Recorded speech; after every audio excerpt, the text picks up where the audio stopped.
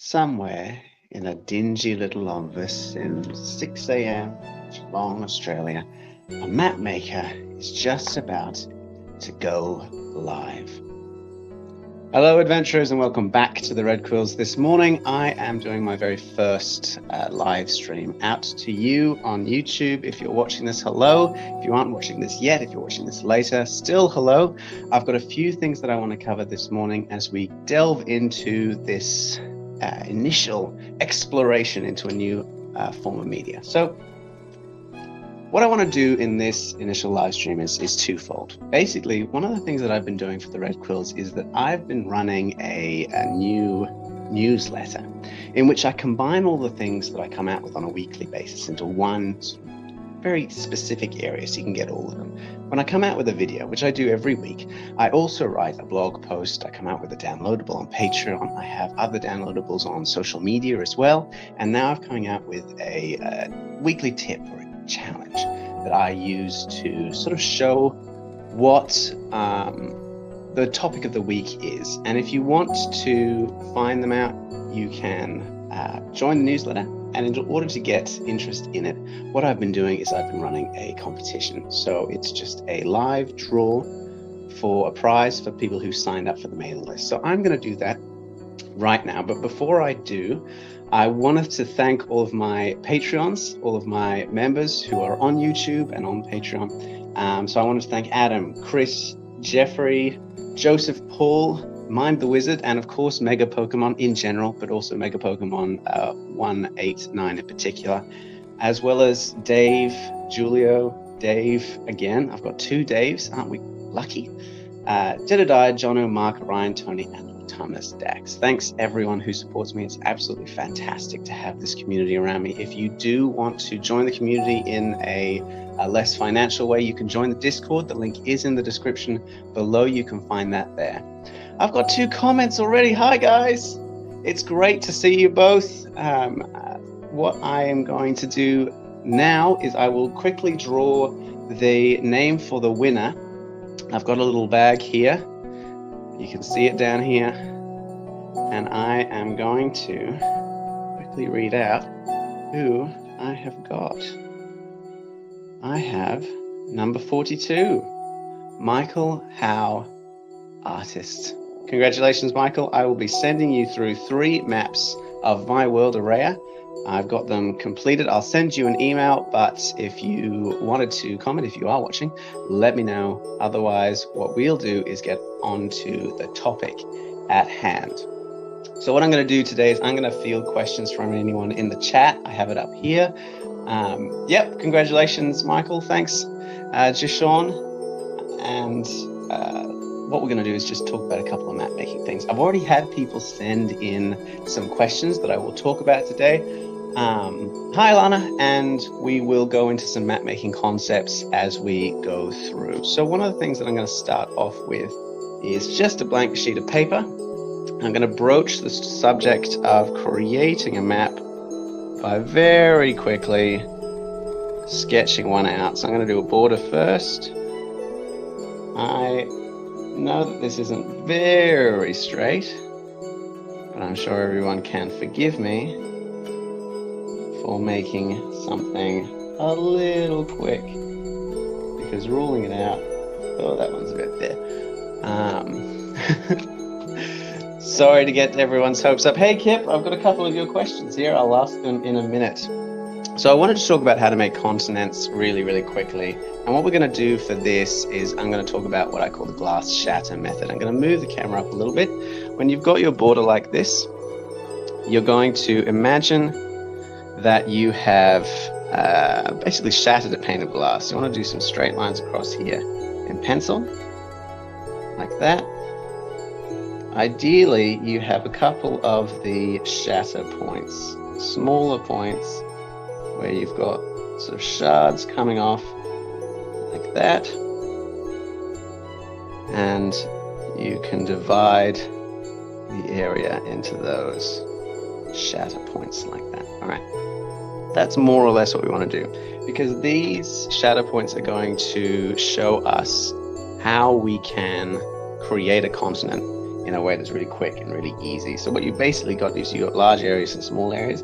Once you've got the shatter points, you could use those to determine the vague area of where you want your continent to be. So if I'm coming out here, just get a bit of a curvy line over there and use the small points to create some smaller continental areas. So right here, you can use it in a couple of ways. So you can create continental areas, land masses on the shards, or you can use them to create lakes and oceans. In my case, I'll show you a couple of options here, because what we will do is I will use these small shards down here to show a lake system. So we've got islands and we've got lakes. Now, as I go through and ink out some water, I will start answering some questions. So Kip has asked a couple of questions. He sent through an email before, and the first question that he asked me was, have I ever done a combination of hand drawing and digital art? Which is a great question, and the answer is I've tried in the past. I've used a couple of programs previously, particularly to make things like Roll20 maps, the VTT maps, and when I have, I'll be honest, I wasn't particularly good at it. So it's not something that I do very regularly, and I really like the idea of digital sort of styles, and they are certainly a boon to someone who doesn't have a great deal of hand-eye coordination, which is obviously a requirement when you're drawing. But that being said, I can understand why they're a good tool, but I personally don't really use them, mainly because while I could devote time and energy to learning how to use them properly, in my experience, they've always been fairly limited in what they can do. It's the person who programs the digital program, in my experience, has to tell the program exactly what they want it to be able to do. It's one of the foibles of programming. A computer will only do precisely what you tell it to do, and no more and no less. So that's great if you want a toaster, but it's less good if you want to be able to actually make things up on the fly, come up with new methods, come up with new painting or drawing techniques. So I find the digital programs, for me at least, tend to limit my creative output. That being said, if it's a tool that works for you, I've got nothing against it. I have nothing against hammers or screwdrivers. I just, that's my own personal experience. So we've got a quick look here at what this method has sort of given us. You can see that I've used the shards here. If you spend more time creating a more complicated shatter pattern, then hunky-dory. It'll look more complicated, more interesting. This is just a method for you to kind of determine that. You can see I've really stuck to the planes here as well. You can get a bit more interesting. What are you saying there, Jashawn? For me, it's just preference. Digital art looks amazing. Can't, that's fair. Traditional art is something that anyone who has hands and, some hand-eye coordination, anyone can do it. Well or poorly, anyone can do it. Whereas digital programs, a lot of the time, are paid as well. So it is the poor man's option to just buy a pencil and do what you can there. And, I'm interested in that kind of thing as well. Socialism for maps. All right, what I'm going to do now that I have this area is determine how I'm going to fill it with content, basically. And what I'm going to do is I'm going to pull the camera in. I have had it expressed a couple of times recently that I do mountain ranges in a specific way, so I'm going to show you guys how to do that. I'm going to move this here. Hey Chris, it's okay that you can't stay. It's great to have you regardless. I did thank you before, actually. You're on my list of patrons, so thanks. So when we're creating these mountains, what you want to start with is basically a jagged line, and it could be, I think the best way to think of it is a lightning bolt for the mountain range. But you want to create a jagged line, ideally making every so often a variety of points. And it occurs to me that I should have done this in the opposite direction, because that would have been easier for the camera to see. Regardless, that is sort of what we're left with this main sort of spine region. And we're going to, once we've got this spine, you're going to use a pen, ideally a fine line or something with a thin tip, because you want to get this sort of nice flicking motion as you go through.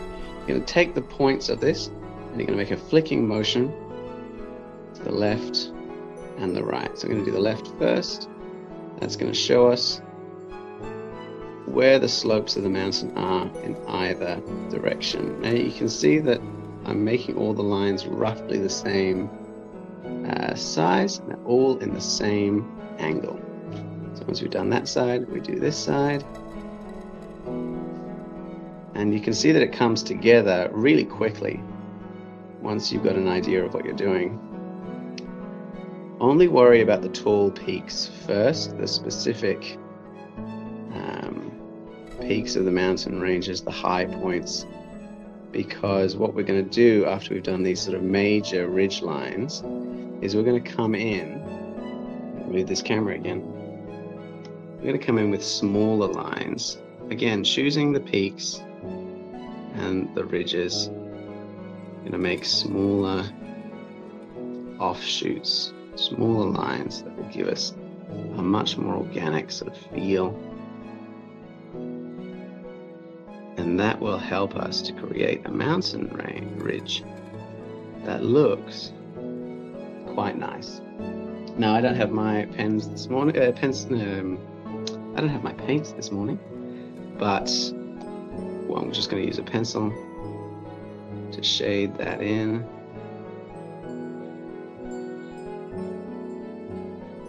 Good thing about pencil is always your ability to shade. I love pencils. Pencils were always my preferred medium until I started this channel, and I had to abandon them because they do not show up on camera, and that may be the saddest story I tell today.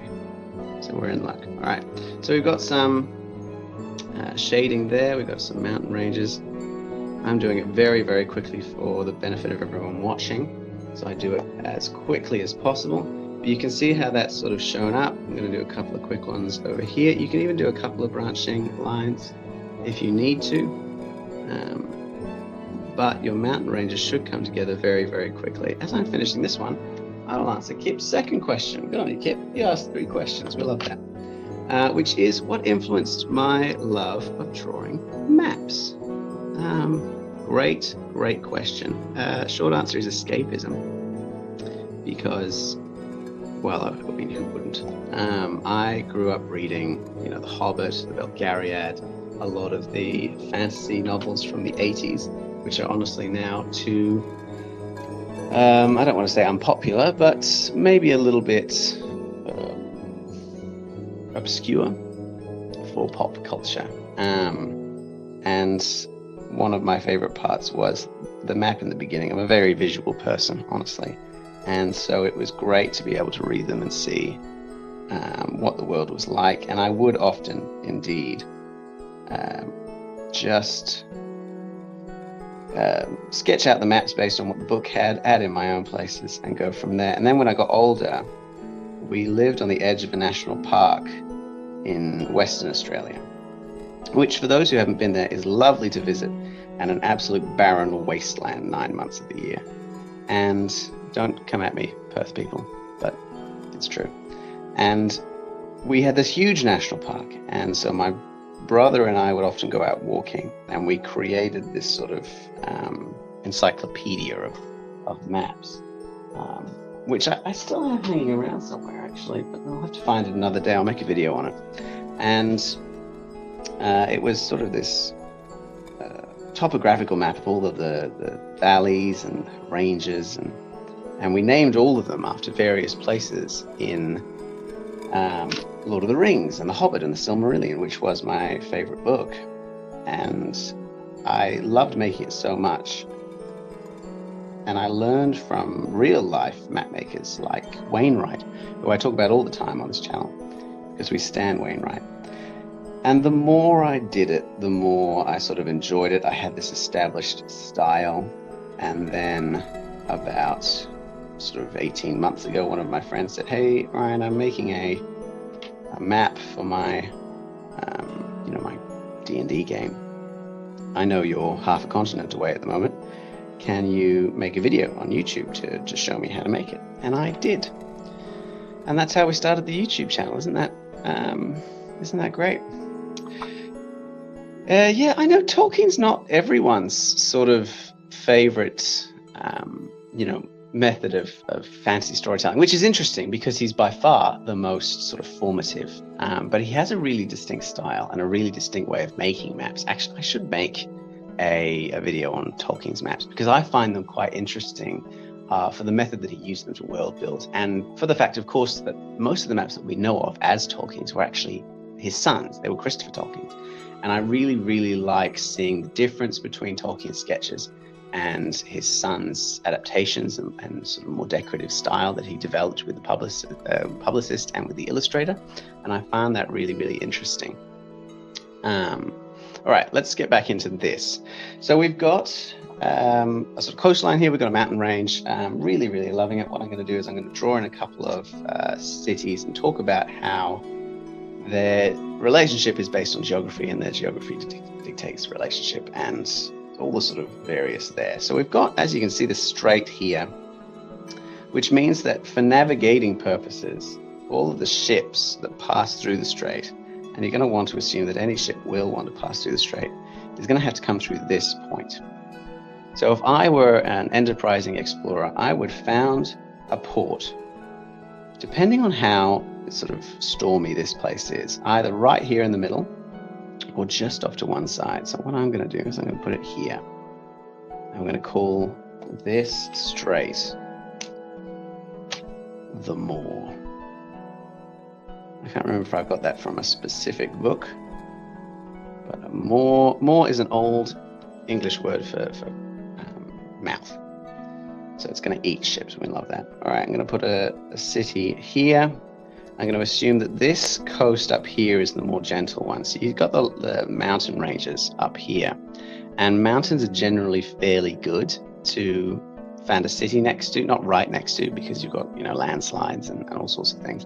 But geographically speaking, rain will come off the sea and hit the mountains. That's generally how it works, and then it'll sort of just deluge right here. So we're going to have a lot of moisture. It's possibly some kind of monsoon, depending on how tall these mountains are. So I'm going to fill this area with a bunch of cities.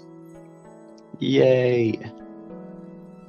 And then we're going to give another option, because if we make one big city here, it has access to the road that comes overland, and then another city over here, which means we've now got two methods of crossing the moor. We've got overland and the more dangerous by sea. More dangerous, but much, much quicker and much cheaper. So as we go through, I'm going to start naming all these towns.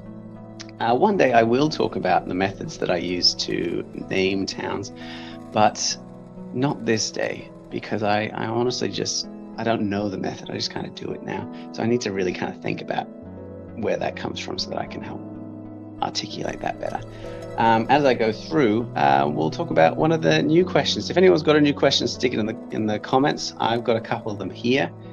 This is Kip's last question, and it's about how I use or don't use what I think of AI tools to generate content and descriptions. And I'm not surprised at this question. I think it's a very topical question at the moment. But honestly, I'm a little bit torn between my two sides, because I really like the idea of AI and sci-fi and all of those kinds of things, but I'm not a huge fan of the way that it is being used, which is in a lot of ways to phase out artists. That being said, I mean, what we have at the moment, I wouldn't categorize as AI. I don't think anyone would categorize it as a true AI. It doesn't really think for itself. It's just, a procedurally generating language model, which is fine. But it's a tool. It's like a hammer. It's like a wrench. I'm not against using these things if it becomes relevant, but in terms of map making, and for me, for the Atlas, I tend to think of it in the same way that I think of the digital programs of, it's difficult to write names as I talk about this. AI tools are like digital programs because they can really help you. But more often than not, they're not going to come up with their own ideas. They're just going to regurgitate ideas in different language, and that's fine for a certain thing. But if you're creating your own world, you want maximum creativity. More can be done with a piece of paper and a pencil and no sense of shame whatsoever than can be done with an AI, honestly. And you're absolutely right there, Alana. It's very, very bad for the environment. The amount of water that it uses up alone is terrible. I'm assuming that just based on the AI concept itself, which presumably would exist in a vacuum in this kind of example, but definitely, like, if we're talking about how it exists in society overall, then obviously AI being owned by a bunch of unaccountable tech billionaires and destroying the environment and being used to lay off artists and content creators in their tens of thousands is obviously a bad thing, and we don't like that. I'm just talking about using it for maps. All right, so we've got a few cities here. I'm going to move this camera again. I'm probably going to put a couple more in as I go through, but if anyone wants to add anything onto this map, by the way, I'm happy to make this a collaborative effort. Just stick it in the comments below. But for the time being, what we've got is we've got two continental shapes. Actually, you know what? I'm going to use my nice pen for this. We have this continent over here, which I'm going to call, who commented last? Alana commented last. I was going to call it Alanis, but that's a singer. Oh, nah, love it. And we're going to call this one, okay, Kip was the one before that. I'm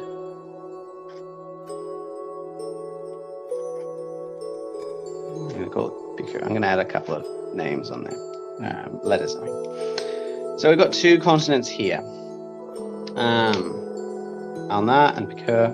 We've got two environments here. If we're assuming that the rain comes up over the oceans, and it does, the water cycle tells us that all rain comes from water, all water comes from water, and it will hit the mountains and it will deluge. Depending on how high these mountain ranges are, it may go over them, but some of it will sort of come down and start to rain on everything, which means that this is a relatively drier place, possibly more wilderness. So we've got that sort of articulation there. This city-state here, in which everything is going to be confined to a small area. I'm talking about like a solid city fortress, a citadel, if you will. Everything is confined to this small area on this continent.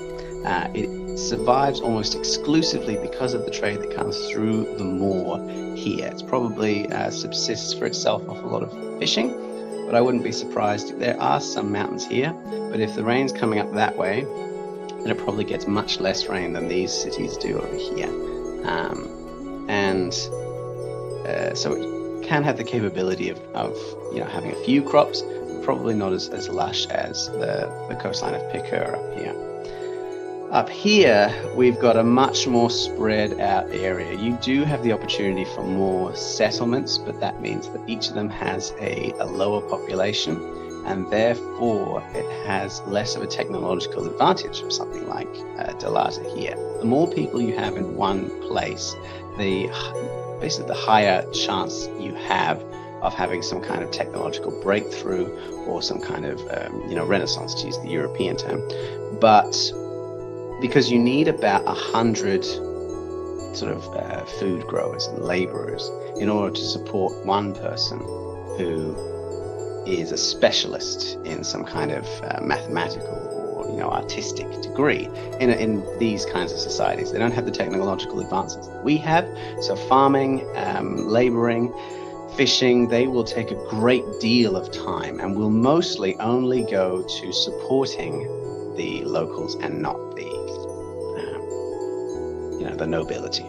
So we've got to there. Absolutely, Ellie. We're going to put in a bunch of jungles. I'm going to call these jungles the jungles of Ellie. Yay! I was going to make this based on an area of my world, but I got distracted as I was doing that, and that's fine. I'm going to spell Ellie weirdly for my map. There you go. All right, what we're going to do is I'm going to make some roads here, because that is the main purpose of the success of Ayala. So we've got to have a main road over here between Ayala and Varala. Now remember, when you're creating roads, solid rule of thumb is that roads form out of necessity because they're expensive to run and difficult to maintain unless you're using them on a daily basis. Especially if they're paved roads take a great deal of time and effort to make work properly, and so they're generally not used unless they are on a daily basis. Unpaved roads, much easier, but even then, if they're not used regularly, then they'll overgrow and they'll cease to exist. So you've got to keep that in mind. That being said, if you are using a road on a daily basis, then, and I've talked about it in videos before, but your migration will cause regular stopover points. A caravan, for instance, only travels as fast as the slowest camel or horse or oxen or whatever you're using, the pack animal. It'll only travel as fast as the slowest one of those. And so each day you will need to stop at a fairly short distance. The amount of distance you can cover as a lone rider on the back of a horse is much, much greater than the amount of distance you can cover as, a trader pushing a team of oxen. We're talking about, 3 or 4 times further in a day. So at those small intervals, you're going to have either inns or you're going to have villages, because inns will cause villages. Inns need supplies, but also innkeepers tend to have children. Children stick around and they will start their own farms, and that's how villages begin to form. All right, so we've got a long line here. I'm going to imply the existence of more towns over here. We've got a general sort of makeup here. I'm going to move this down as I continue to create this. One day in the near future, I will get my own setup of cameras. I'll get 4 or 5 or 6 of them, and then I can just switch between them. But for the time being, because this is the first go I'm having creating these videos, we're just going to have to put up with this as a method. So what does Jonathan say? So use solid lines as political boundaries if using dotted lines for roads. What is expected is that the readers can immediately identify the difference? That is a great question, Jonathan. Generally speaking, I tend not to, and I know you could shoot me for this, I tend not to actually show political boundaries on maps for a variety of reasons, one of which is that it can get confusing when you've got a bunch of different lines, because not only do you have to contend with roads, but you've got rivers, you've got trade routes if you're using them on the ocean, you've got ley lines or lines of longitude and latitude depending on the map that you're doing, and the lines can get very confusing. Color is a very easy way to distinguish those, but again, if you're going for a decorative map, then you're going to be changing up the color all the time, which makes things a little confusing. It can make the map very, very busy unless you have a sort of unifying color scheme. I tend to then just assume that the borders of any given kingdom are based on natural markers and boundaries, like mountain ranges, like rivers, like continental coastlines and that kind of thing. That being said, I have made maps that have political boundaries in the past. There are a couple of ways of doing that. I will just quickly finish up this patch of jungle, and then I will show you what I tend to do for those. Another thing to keep in mind, of course, is that historically speaking, especially in Europe, but also in many other places in the world, territorial claims are not super common to be very specific, unless they're making a point, in which case they're almost certainly wrong.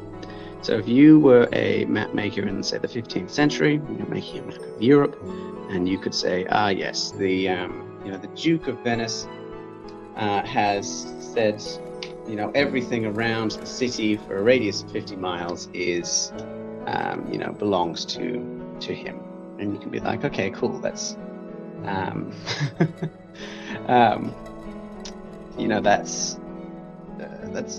that's great. That's easy to show on a map, and that's defined by a strict boundary, which is, if you're saying 50 miles, then you're assuming that is the maximum range of a man on horseback in a day. However, when you're talking about a kingdom that is hundreds of miles across, hundreds of leagues across, then you are going to have to think about the logistics of how you would patrol that. And more likely than not, you're not going to be able to. A good way of showing them, getting away from the politics of the matter, is to change up the pattern like that. That's a good way of doing it. You can do it in a number of different ways. That's using one thick pen.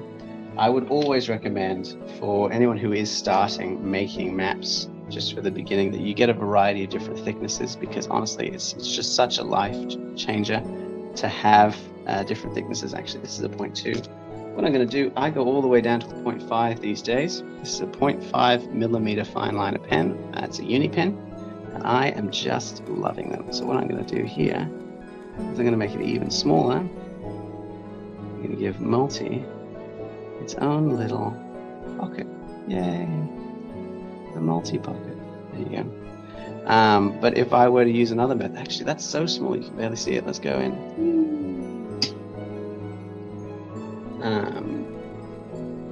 What are you saying over there? 1972. Let's switch my desktop to my phone. Oh, that's a shame. Do you prefer being called 1972 or MCMLXXII? One of those is a mouthful. So as you can see, you can get really, really small with a fine liner like this, and having the different thicknesses may not seem like much theoretically, but it does really allow the eye to differentiate between them. The eye is very, very sensitive, or at least my eye is very sensitive. In general, the human eye is very sensitive. So you can differentiate a lot just using thickness. And you can do things like having, I'm doing a lot of different versions here, but if you were to have a double line using a thin pen, the difference that you'll see in that is just vast compared to something like that. You've got two completely different lines, and they're very easily distinguishable. Even from a distance, you can see the change quite quickly off. All right, how are we looking there? We are about 34 minutes in. Good gracious. We're getting through it as quickly as possible. All right, well, obviously this map would take me about a couple of hours to finish off and do it to a degree that I would be happy with. So the next thing we're going to talk about, the last thing we're going to talk about today, is how to do fonts, because it's a good topic to have. I'm going to move it closer, and what we're going to do for this is we're going to take 3 thicknesses of pen. I've got a 0.6, a 0.2, and a 0.1. Right, we're going to use these to create a font that we're really happy with, because you can do what I'm doing up there and just write them. If you want to make a nice decorative font, And what you're going to want to do is you're going to use the thickest pen to create the stem. So I'm going to, what am I going to write? Oh, I'm going to write Red Quills. Obviously, I'm going to write the Red Quills. All right, when you're making fonts, don't be very decorative with the stems like this. Always remember that the midpoints, which is where these middle offshoots come, should always be at roughly the same level for maximum quality. You can add in your own decorative touches, like if you make the middle stem of the E shorter than the others, if you make the leg of the R extra long.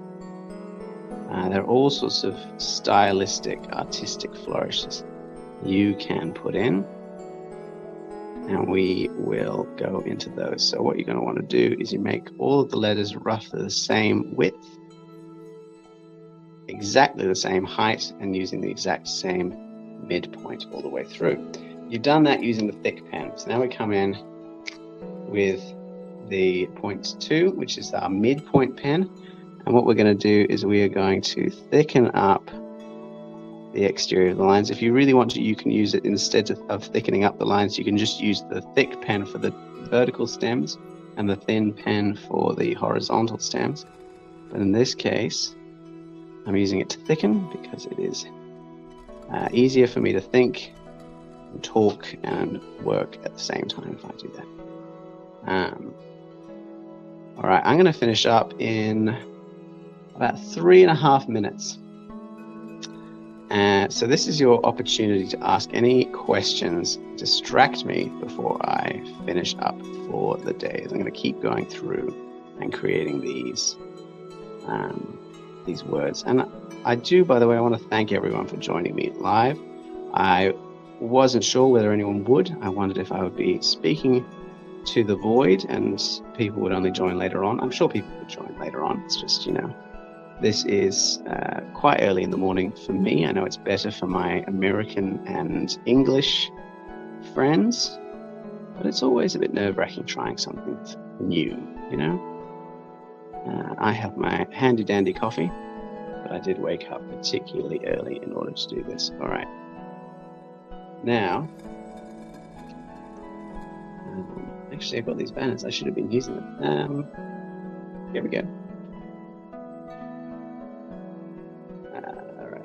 So what I'm going to do now, I've done those stems, is I'm going to come out with the thinnest pen that I'm using for this. This is a 0.1 uni pin.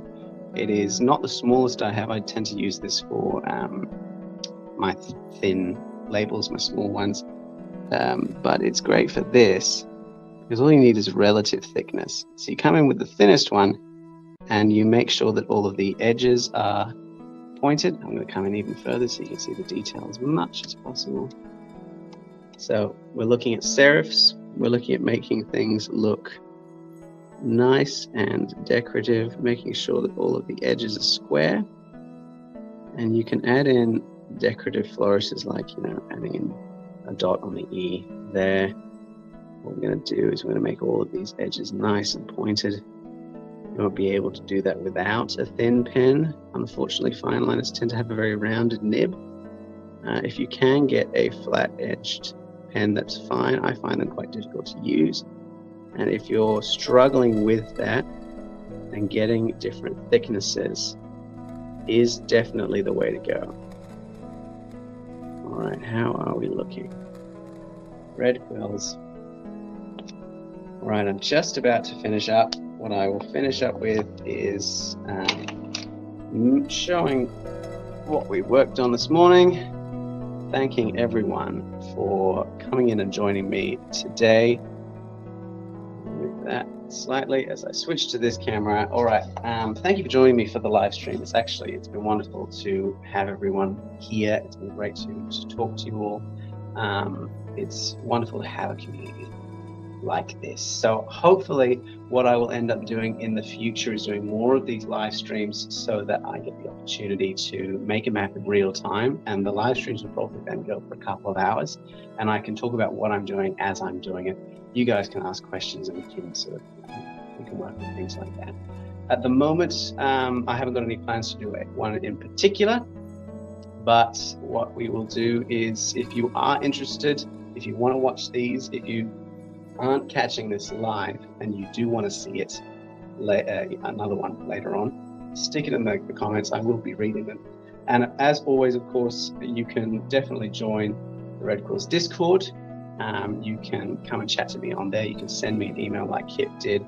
And please don't forget to watch this week's video, which is how to write Fantasy Atlas Part 2 and talk about how you structure the excerpts in your Fantasy Atlas. I am continuing with that. The Atlas is now about 130 pages. So we're going to be continuing to flesh that out increasingly. So thank you everyone once again, and I will call it there. Have a wonderful day, and I will see you soon. Oh, thank you, Mega Pokemon 189. We love it. Thank you for that. That is wonderful. I will use it on a camera setup, I promise. All right, everyone, take it easy. See you later.